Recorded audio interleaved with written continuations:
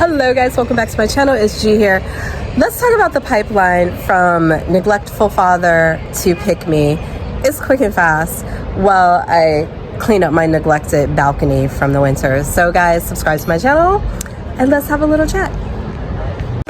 Everything I touch turns into gold, and everything I speak will so unfold. Everything I want's already mine. There's nothing I can have, I came to shine. Everything I pass through starts to grow, and everything I see just gains more glow. And everything I want's already mine. There's nothing I can have, I came to shine. Now that I got my nails sorted, let's talk about this. I don't know how many times I've heard some woman being diagnosed with daddy issues. Generally meaning that her father was completely absent from her life and she was looking for a father figure in a romantic partner. In reality, there are just as many women with daddy issues from a present yet neglectful and subpar father. And these are the men that we can thank for creating pick-me's. The bar for being considered a good dad is set in some deep, undiscovered circle of hell that people are starting to question if the bar even existed at all. In most of these situations, the mother is probably problematic as well, and probably also a pick-me, which is doubling down and pushing this poor girl deeper and deeper in the pick-me hole. But it's the patriarchy and this patriarchal society that tells us to seek male approval. It's that validates women. So having a father there that makes the daughter work for his approval, his attention, but constantly left feeling like she didn't do enough, that she wasn't good enough to get that pick me from her father, to get that love, to get that feeling that he actually loves her.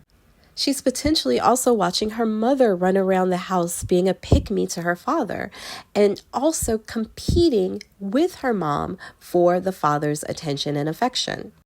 Pick-me moms are super problematic, and that's probably a whole nother video because they are trouble for both the daughters as well as their sons. But the daughter will see this behavior as what you do to keep a man, to love a man, to get a man to stay with you, and to be validated. Her only fate would be to find a man where she can take the bus to pick up his kids while he drives her car around town.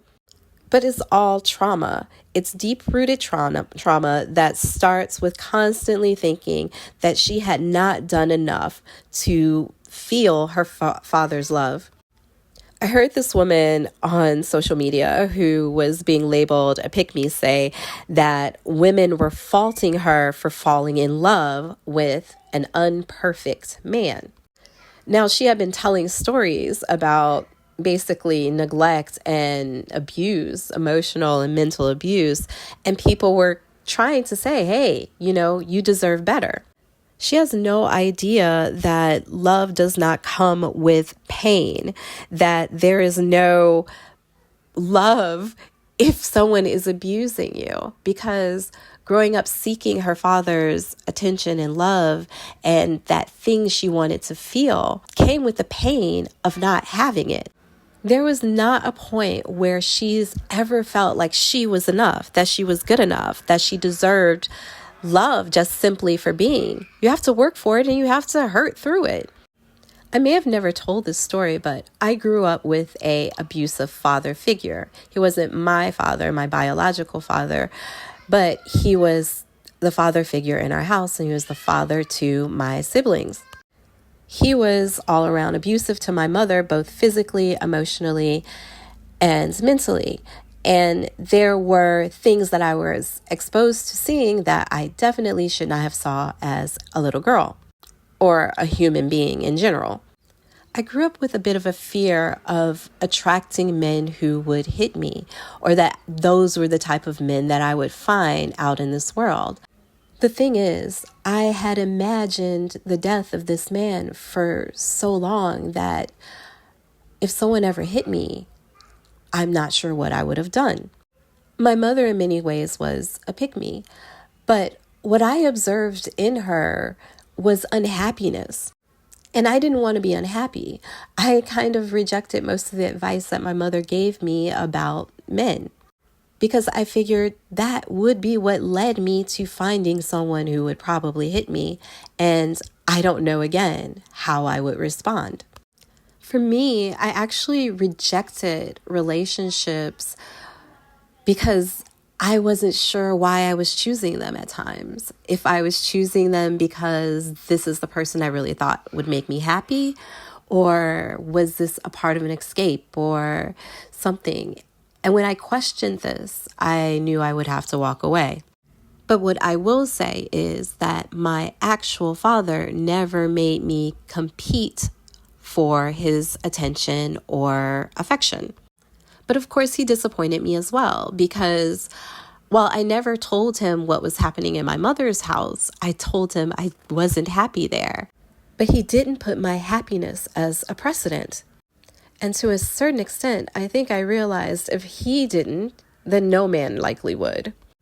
And these pick-me women were once girls. My mother had a neglectful father.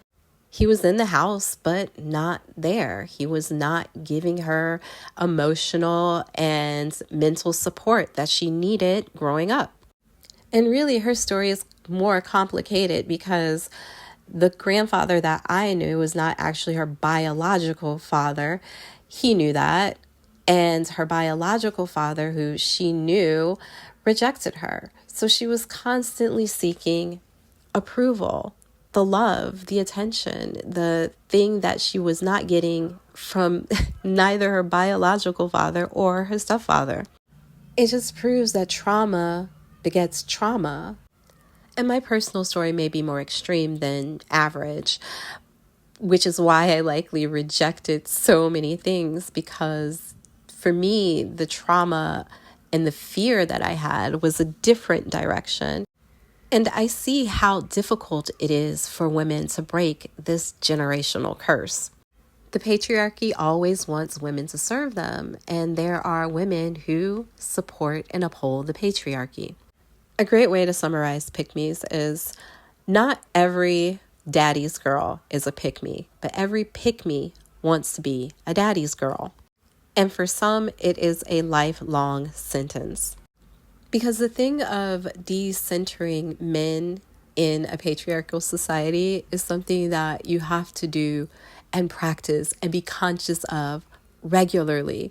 It's like fighting yourself to behave in your best interest all the time. Because society keeps trying to reinforce for women, you need to work in the best interest of men. And I really do think pick-me's can be saved. But, it's like Harriet Tubman said, if you don't know you're a pick-me, I can't help you either.